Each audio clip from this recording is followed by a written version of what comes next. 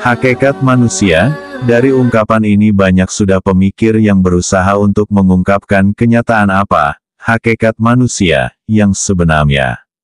Disadari atau tidak, manusia adalah sebuah realitas dan juga sekaligus misteri. Sebagai realitas ia adalah makhluk yang ada di bumi dan keberadaannya tidak dapat dipungkiri. Keberadaannya di bumi memiliki akar sejarah yang sangat panjang. Disiplin keilmuan yang mengkaji tentang hal ini telah menghasilkan beberapa teori dan konsep. Sejumlah ilmuwan dan pemikir telah lahir sebagai hasil dari kajian mereka terhadap manusia. Di samping itu, doktrin agama melalui kitab sucinya juga menjelaskan tentang sejarah kemunculan dan keberadaan manusia di dunia. Terlepas dari sudah banyaknya teori dan konsep yang ada tentang manusia, perlu disadari bahwa manusia adalah makhluk yang kompleks, yang sadar diri dan memiliki berbagai karakter yang berbeda. Kondisi ini memperpanjang daftar kesulitan yang dihadapi ketika hendak mengkaji tentang manusia, sehingga manusia tetaplah menjadi misteri sepanjang zaman. Muhyi al-Din Ibnu Arabi, merupakan satu di antara sekian banyak yang telah mengkaji tentang manusia. Ketertarikannya terhadap kajian manusia dapat dijumpai dalam berbagai karyanya. Ibnu Arabi mengkaji tentang hakikat manusia dan menyandarkannya kepada sosok Muhammad Sallallahu Alaihi Wasallam. Al-Hakikah Al-Muhammadiyah merupakan kelanjutan konsep yang sebelumnya telah dibahas oleh Al-Tustari dan Al-Halaj. Kedua tokoh ini menggunakan istilah Nur Muhammad, sedangkan Ibnu Arabi sendiri dengan istilah Al-Hakikah Al-Muhammadiyah. Baginya Al-Hakikah Al-Muhammadiyah adalah makhluk yang pertama diciptakan oleh Allah Subhanahu wa Ta'ala, dan dari inilah segala yang lain diciptakan. Al-Hakikah Al-Muhammadiyah merupakan bagian dari Tuhan sendiri yang terpisahkan dari dirinya, karena dia diciptakan dari zatnya dan ingin melihat surah citra dirinya. Al-Hakikah Al-Muhammadiyah adalah makhluk yang sempurna, karena pada satu sisi ontologis, merupakan wadah tajalli penampakan paling sempurna dari surah citra Tuhan. Di sisi lain, sisi mistis merupakan manusia yang menyadari kesatuan realitasnya dengan Tuhan. Dengan memahami Al-Hakikah Al-Muhammadiyah, setidaknya pemahaman akan keberadaan manusia sebagai citra Tuhan dapat dijadikan pedoman dasar untuk berbuat baik kepada sesama makhluk dan membuat hidup menjadi lebih terarah dan bermakna.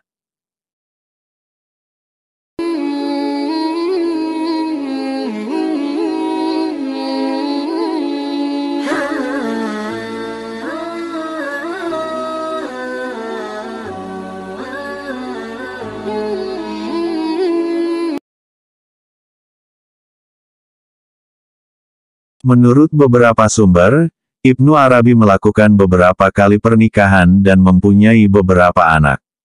Di antara anak-anaknya yang banyak dikenal dalam sejarah adalah dua orang yaitu, Sa'adin Muhammad dan Imaduddin Abu Abdullah. Ibnu Arabi di akhir hayatnya tidak lagi kembali ke tanah kelahirannya di Andalusia, akan tetapi dihabiskan di Damaskus dan meninggal di sana. Keluarga Ibnu Arabi mempunyai hubungan erat dengan orang-orang soleh, yang mempunyai garis keturunan Arab Spanyol, yakni garis Bani Tai. Ibnu Arabi mempunyai dua paman yang mengikuti jalan tasawuf. Ibnu Arabi dikenal sebagai salah satu mahaguru sufi besar atau bahkan terbesar sepanjang zaman. Menurut beberapa sumber, dia merupakan figur tertinggi dalam pencapaian spiritual manusia, sehingga memperoleh gelar Syekh Al-Akbar. Pada usia 8 tahun keluarganya pindah ke kota Sevilla, tempat Ibnu Arabi waktu kecil mulai belajar Al-Quran, fikih, tafsir, hadis, dan hukum Islam. Pada usia 30 tahun, Ibnu Arabi berkelana meninggalkan Sevilla menuju wilayah Iberia dan Tunisia untuk pengembangan intelektual dan spiritualnya. Di semenanjung Andalusia dia menjumpai beberapa tokoh sufi terkemuka sambil mulai menulis dan mengomentari karya-karya tasawuf. Selama di Tunisia Ibnu Arabi berkunjung dan menemani seorang sufi terkemuka yaitu Abdul Aziz Al-Mahadewi untuk konsultasi masalah-masalah spiritual. Pada tahun 594 Hijriah, atau 1198 Masehi, Ibnu Arabi pergi ke Fez, Maroko, dan menulis kitab Al-Isra, kemudian kembali ke Cordova dan sempat menghadiri pemakaman sahabat sekaligus guru filsafatnya, Ibnu Rushd. Ibnu Arabi pergi meninggalkan Andalusia untuk pergi lagi ke Tunisia, Kairo, Yerusalem, dan Mekah untuk menunaikan ibadah haji.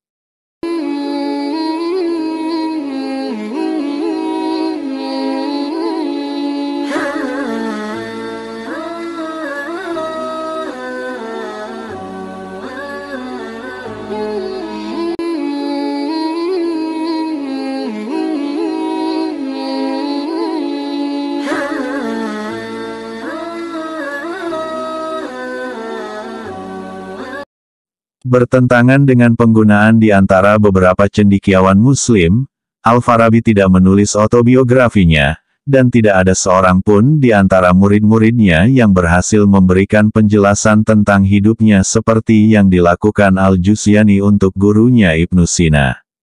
Materi untuk itu dalam karya-karya para penulis biografi Al-Farabi kurang memuaskan dan kurang memadai. Biografi yang agak panjang dalam Wafayat Al-A'yan karya Ibnu Khalikan, terbuka untuk dikritik sehubungan dengan keasliannya. Dengan demikian, dalam kehidupan Al-Farabi, beberapa titik kabur dan beberapa masalah yang belum terpecahkan masih harus diselidiki dan diselesaikan. Hidupnya jatuh ke dalam dua periode yang berbeda. Yang pertama adalah waktu dari kelahirannya sampai sekitar usia 50 tahun. Satu-satunya informasi yang kami miliki tentang periode ini adalah bahwa ia lahir di Wasij, sebuah desa di sekitar Farab di Transoksiana, sekitar tahun 258 Hijriah atau tahun 870 Masehi. Terlepas dari sedikit informasi tentang keluarganya, masa kecilnya, dan masa mudanya, diyakini bahwa dia adalah orang Turki sejak lahir, bahwa ayahnya adalah seorang jenderal, dan bahwa dia sendiri bekerja sebagai hakim selama beberapa waktu.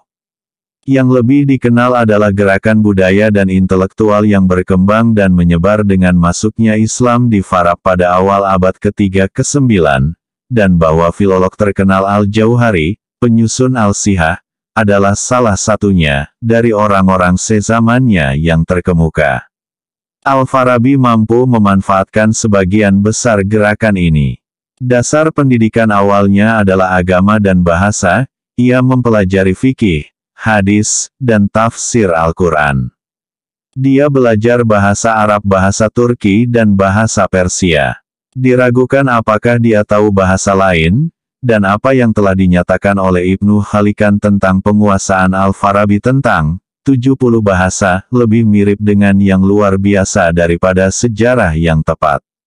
Dari interpretasinya terhadap kata falsafah sofistik, jelaslah bahwa Al-Farabi tidak memiliki pengetahuan tentang bahasa Yunani. Dia tidak mengabaikan untuk mengambil keuntungan dari studi rasional yang saat ini pada masanya, seperti matematika dan filsafat, meskipun tampaknya dia tidak beralih ke mereka sampai lama kemudian. Bertentangan dengan apa yang telah dipegang, tampaknya dia tidak terlalu memperhatikan obat-obatan. Dan ketika dia menjadi sangat tertarik pada studi rasional ini, dia tidak tetap puas dengan apa yang dia peroleh dalam hal ini di kota asalnya. Didorong oleh keingintahuan intelektual, ia harus meninggalkan rumahnya dan mengembara ke luar negeri untuk mengejar lebih banyak pengetahuan. Itu menandai periode kedua dalam hidupnya, periode usia tua dan kedewasaan penuh.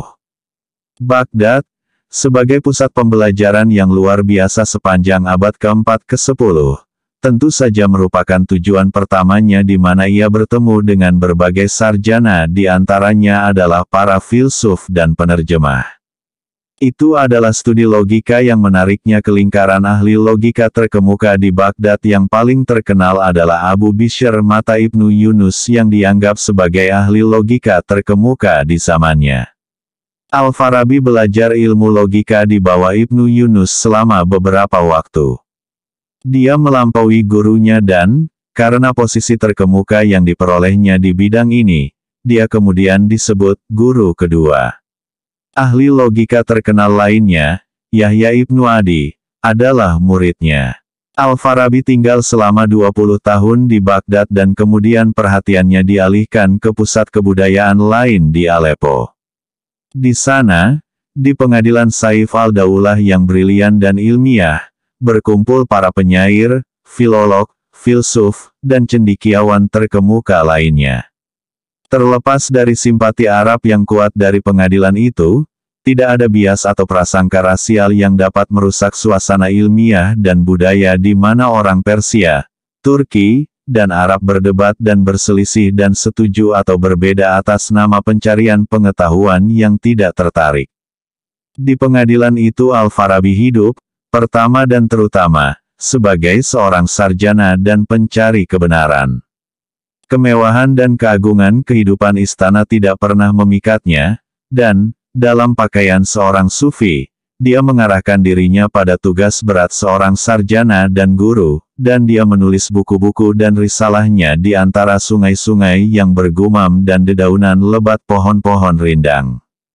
Kecuali untuk beberapa perjalanan singkat ke luar negeri, Al-Farabi tetap di Suriah sampai kematiannya pada tahun 339 Hijriyah atau 950 Masehi. Ibnu Abi Usaybiyah menyatakan bahwa Al-Farabi mengunjungi Mesir menjelang akhir hayatnya. Ini kemungkinan besar, karena Mesir dan Suriah telah lama terkait erat dalam sejarah, dan kehidupan budaya di Mesir pada masa Tulunid dan Ikhshidid memiliki daya tariknya. Namun, laporan dugaan pembunuhan Al-Farabi oleh beberapa perampok saat dia bepergian antara Damaskus dan petik terbalik Askalan yang dikutip oleh Al-Baihaqi adalah luar biasa. Al-Farabi telah mencapai posisi yang begitu agung di pengadilan Saif al-Daulah sehingga Amir secara pribadi, bersama dengan rombongan langsungnya, menghadiri upacara pemakaman untuk menghormati ulama yang telah meninggal.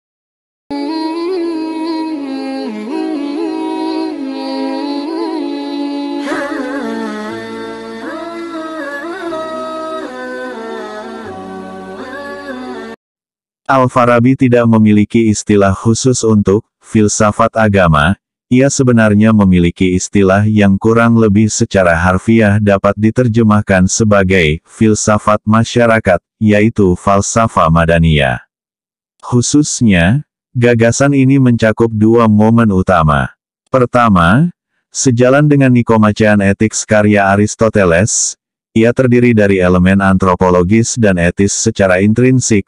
Oleh karenanya, falsafah madaniyah adalah bagian dari filsafat yang didedikasikan untuk penyelidikan kamal al-insan, kesempurnaan manusia, sebagai pribadi, individu. Kedua, seperti Politeia karya Plato dan Politika karya Aristoteles, ia juga membahas tentang Madinah, polis, secara menyeluruh, dengan mempertimbangkan susunan dan administrasinya. Namun, ia melakukannya dengan ketat dari dua sudut, ia menilai Madinah dan rezimnya sehubungan dengan keberhasilan mereka, di satu sisi, dalam membimbing warga negara menuju kesempurnaan individu mereka dan, akibatnya, menuju kebahagiaan hakiki, dan di sisi lain, dalam meniru model normatif masyarakat, yaitu tatanan kosmis, melalui tata kota. Justru dalam hubungan inilah agama, mila, sebagaimana pandangan Al-Farabi, memiliki tempatnya. Menurutnya, agama adalah ansambel kepercayaan dan aturan perilaku yang mengatur suatu masyarakat. Bisa dikatakan konstitusi ideologis dan hukumnya dirancang oleh penguasa pertama, untuk mengarahkan warganya menuju kesempurnaan manusia dan dengan demikian berkontribusi secara simultan untuk pencapaian kebahagiaan individu dan kesejahteraan kota. Akibatnya, menurut Al-Farabi, agama pada dasarnya adalah instrumen yang dimaksudkan untuk diterapkan, itu tidak dapat dianggap sebagai bidang pengetahuan, kebijaksanaan, dan kebenaran sendiri. Pengertian agama dan tempatnya dalam bingkai falsafah Madaniyah memiliki dampak yang luar biasa pada para pemikir berikutnya di dunia Islam, seperti Ibn Bajjah, Ibn Tufail, dan Ibn Rushd, serta pada cara pemikiran Al-Farabi dan lebih khusus lagi, apa yang biasanya disebut sebagai pemikiran politiknya. Filsafat telah dinilai dalam historiografi Barat. Untuk mendapatkan gambaran yang lebih jelas tentang masalah-masalah ini, mereka akan diperiksa dalam urutan yang baru saja ditunjukkan, dari fondasi, filosofi masyarakat Al-Farabi melintasi prinsip kesamaan yang menentukan hubungan sesama manusia.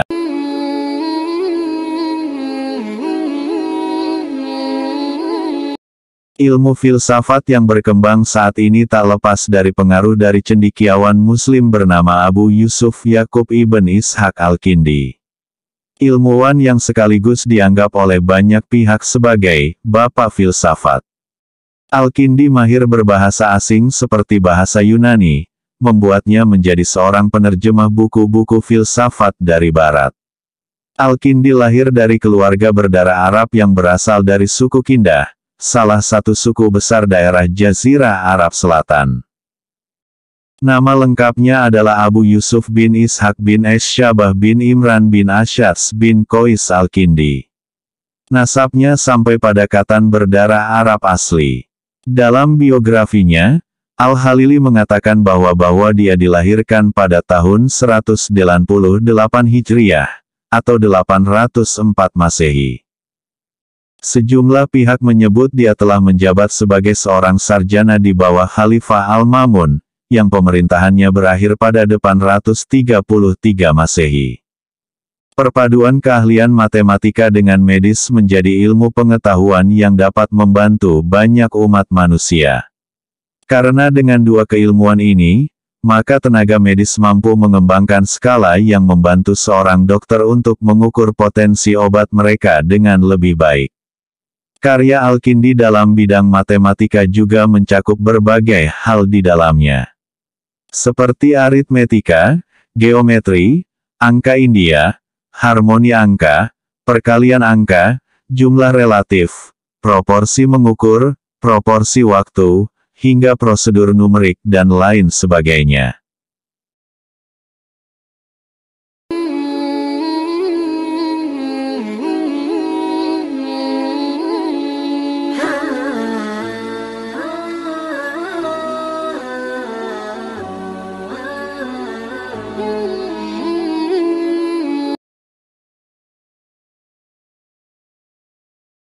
Abdul Qadir Al-Jailani sebagai Sufi.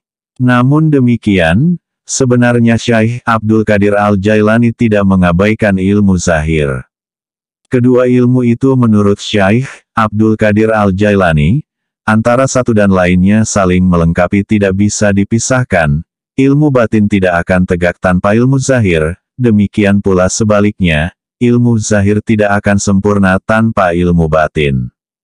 Dalam hal ini pendapat Syekh Abdul Qadir Al-Jailani mengenai hubungan antara ilmu zahir dan ilmu batin.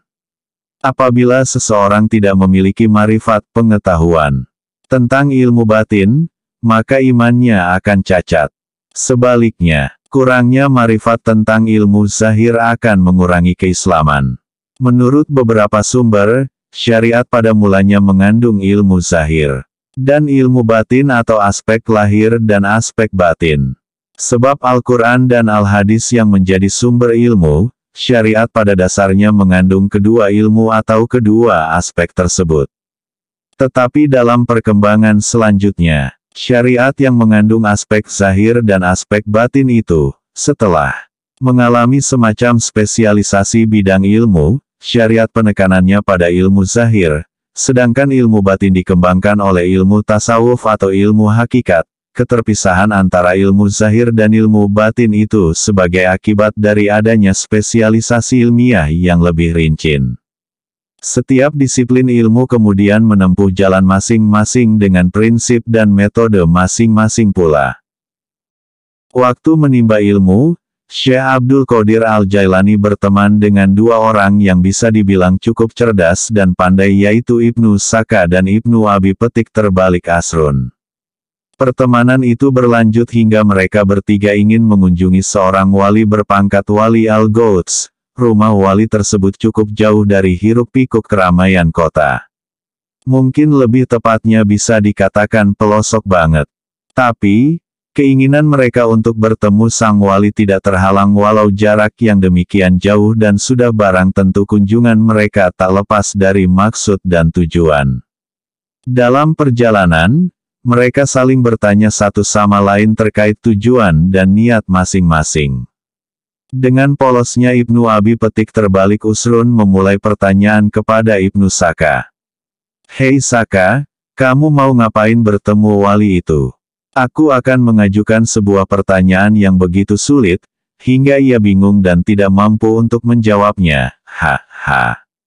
Aku ini kan orang cerdas, jadi sudah sepatutnya menguji kedalaman ilmu seorang wali, jawabnya. Tak menunggu lama Ibnu Abi Petik terbalik Asrun pun mengatakan maksudnya. Kalau aku ingin bertanya tentang sesuatu yang aku yakin dia tidak mampu untuk menjawabnya, tuturnya. Pada hakikat tujuan dari keduanya sama, yakni ingin menguji ketinggian ilmu dari seorang wali. Mungkin karena Syekh Abdul Qadir Al-Jailani tidak segera mengutarakan niatnya, akhirnya mereka berdua bertanya. "Abdul Qadir, kamu mau mengajukan pertanyaan seperti kami atau ada hal lain?" "Saya tidak mau bertanya apa-apa," jawabnya. Lalu mereka pun bertanya lagi. "Loh, terus kamu ini mau apa? Hanya mau mengikuti kami?" "Saya itu gak punya pertanyaan yang mau diajukan. Saya hanya ingin sowan saja dan mengharap berkah darinya. Itu sudah cukup karena orang seperti ini biasanya hanya disibukkan dengan kekasihnya yaitu Allah," tutur Syekh Abdul Qadir Al-Jailani. Dari dialog mereka, kita sudah bisa melihat sifat dan sikap mereka terhadap kekasih Allah. Kesombongan dan rendah diri manusia juga bisa diukur dengan sebuah perkataan. Kesombongan terhadap orang lain terjadi ketika kita memposisikan diri kita lebih tinggi atau lebih hebat daripada orang lain. Sementara, orang yang rendah hati tetap memposisikan dirinya sebagai penerima anugerah ilahi yang tidak sempurna dan lemah. Dia merasa memperoleh segala sesuatunya karena karunia Allah bukan karena kegagahan dan kehebatannya. Sesampainya di kediaman Wali Al-Gouds, mereka mengetuk pintu rumahnya.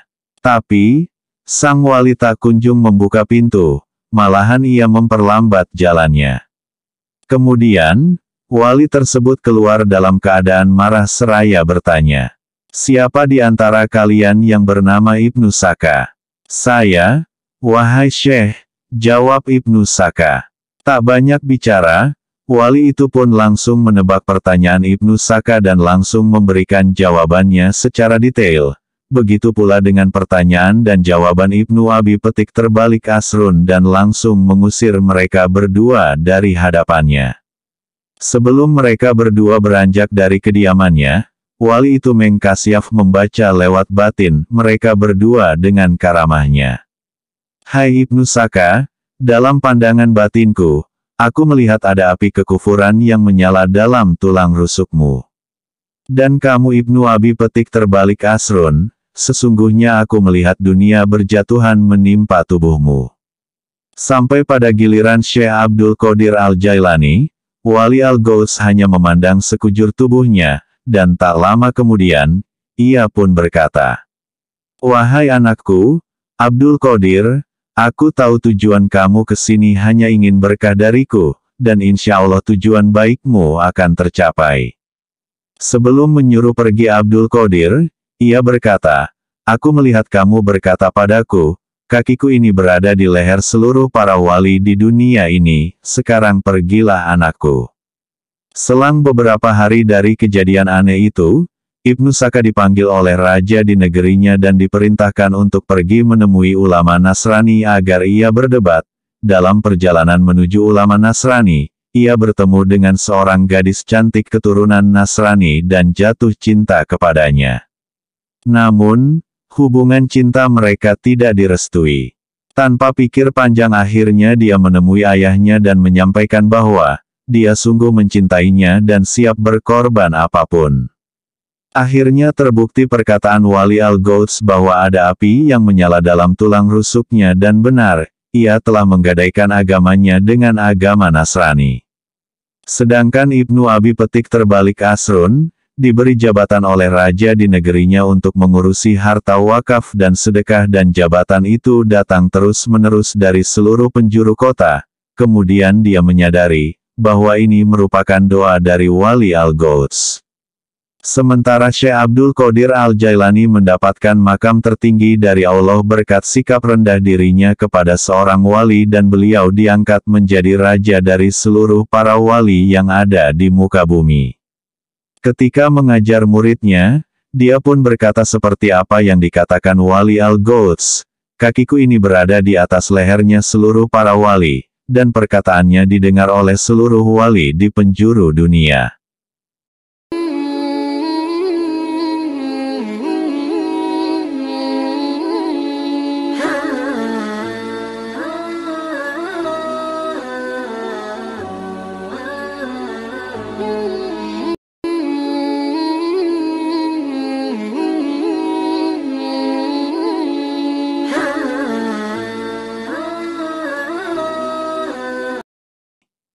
Ibnu Sina atau Avicenna, lahir di desa Afsana dekat Bukhara saat ini, di Uzbekistan, sebuah kota terkemuka di Persia, Iran. Ibunya Setare berasal dari desa yang sama, sedangkan ayahnya Abdullah adalah Ismaili, yang adalah seorang gubernur lokal yang dihormati, di bawah dinasti Samanid berasal dari kota kuno Balkh, sekarang Afghanistan. Nama lengkapnya adalah Abu Ali Al-Husain Ibnu Abdullah Ibnu Sina, namun, dia biasa dipanggil dengan nama latinnya Avicenna. Di dunia Muslim, ia hanya dikenal sebagai Ibnu Sina. Pada masa kecil, keluarganya pindah ke Bukhara di mana ia belajar fikih Hanafi dengan Ismail Zahid. Di usia 13 tahun ia belajar kedokteran dengan sejumlah guru.